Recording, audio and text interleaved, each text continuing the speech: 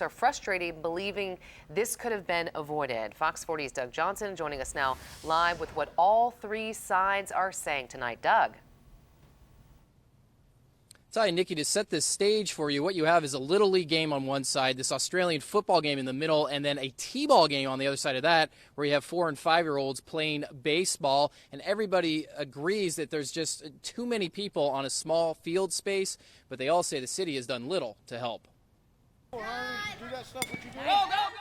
No matter the sport, most athletes will tell you they love to play the game. But unfortunately for two Sacramento franchises, the Oak Park Little League and the Sacramento Australian Football Club, the space and time to play is shrinking. I just don't think that they want Oak Park Little League to exist anymore. Norman Robert Blackwell Sr. started playing in the Oak Park Little League more than 60 years ago. He says the league has greatly helped out youth in this community. But it's good for the kids, the fact that it keep them out of trouble. But this year the city created a huge problem. There's a scheduling conflict. They told me that we have to play Little League games between 4 and 6 p.m. when most of our kids here, they don't get out of school till 4 o'clock or 4:15. So president of the league, Gary Goethe, has the game starting at 5:30. However, taking the field at 6 and currently holding the permit for that time slot is the Sacramento Australian Football Club.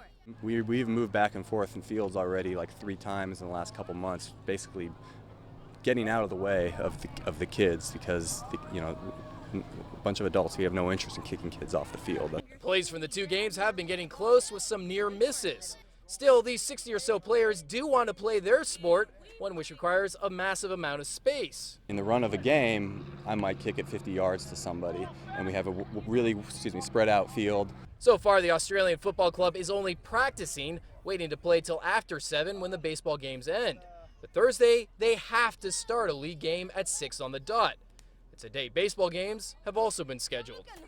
They just told us adamant, you will not be out here on Thursdays. We have a tournament coming up. We need the whole field. So I guess our kids are supposed to come out here and watch them play. Goethe, Blackwell, and the Little League's parents are furious this was allowed to happen.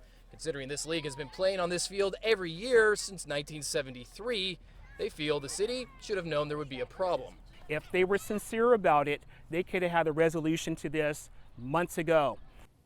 And the city's Park and Rec Department did release a statement to Fox 40 saying, quote, the city is working with both the Australian Football Club and the Oak Park Little League on the scheduling conflict and working on a solution to accommodate both leagues. We will update the community once a solution has been finalized and both have agreements with the city. Meanwhile, both leagues tell us they plan to go ahead with their games on Thursday.